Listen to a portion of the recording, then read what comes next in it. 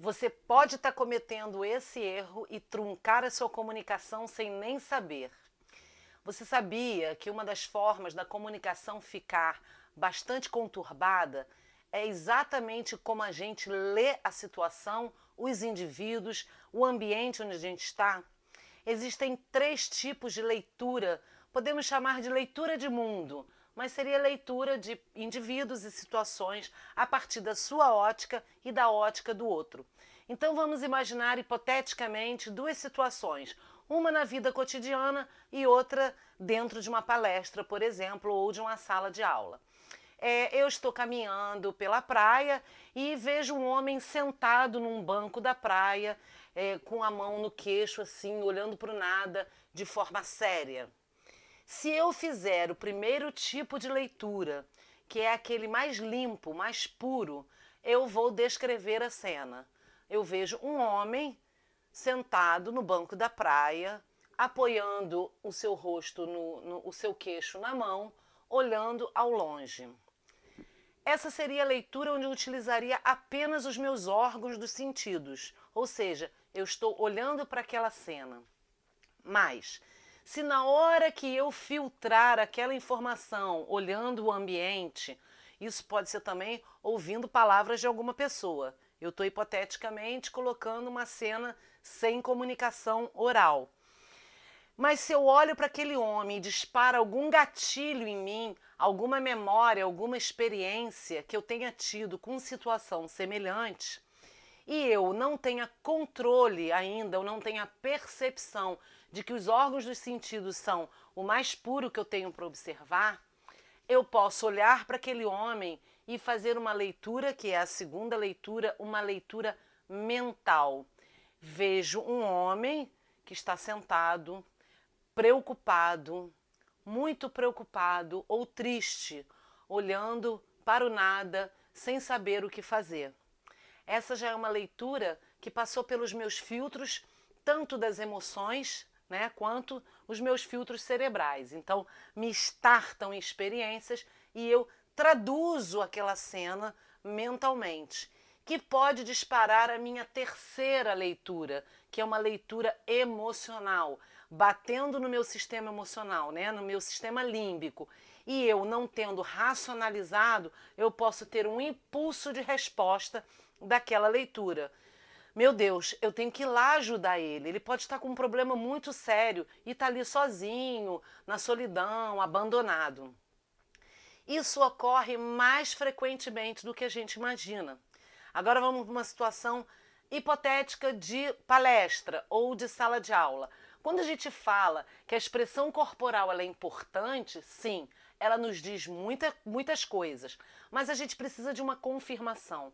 Se eu estou fazendo uma palestra onde eu tenho uma média de reações, é necessário que eu observe todos. Por isso que é importante eu me movimentar, espalhar o meu contato visual, porque senão vamos para a nossa hipotética.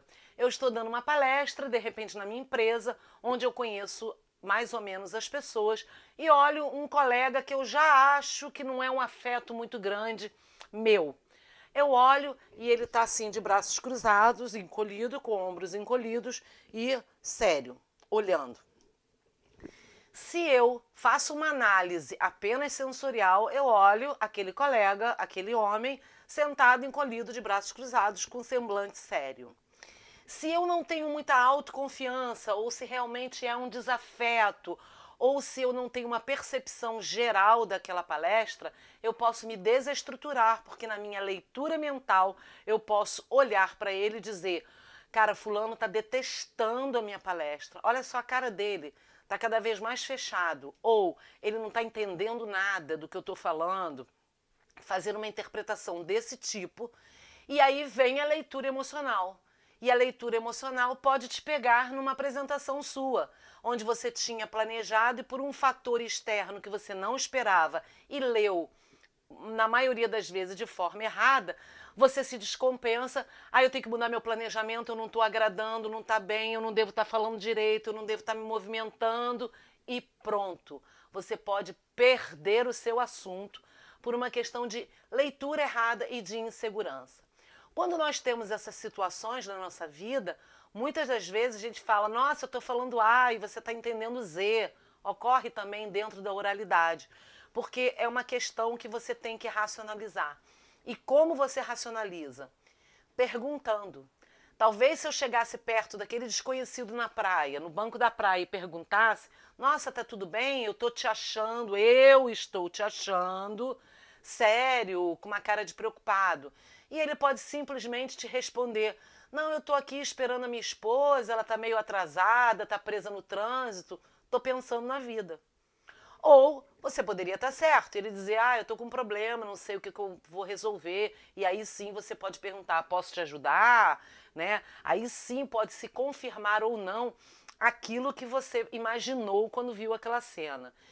Da mesma forma na sala de aula, você pode chegar perto da pessoa e perguntar, tá tudo bem, fulano? Você está entendendo bem? Você está todo aí fechado? E ele pode te responder, não, é que eu tô com frio, o ar-condicionado tá bem em cima de mim. Ou, não, eu na verdade não estava nem prestando muita atenção porque eu tô com um problema em casa e estava pensando aqui numa solução.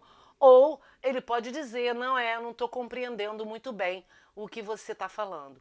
A única forma que a gente tem, de fato, de entender uma situação, ambiente, é perceber as nossas reações diante daquela cena que a gente vê, né? E como que a gente vai racionalizar isso para ter uma tomada de decisão madura e não reativa, emocional. E muito importante é que quando eu me disponho a perguntar, e isso é uma coisa quase que natural, eu diria, né? Eu cometo, vocês provavelmente cometem, quando você pergunta para a pessoa, está tudo bem? Está com algum problema? E a pessoa fala, não, tá tudo bem.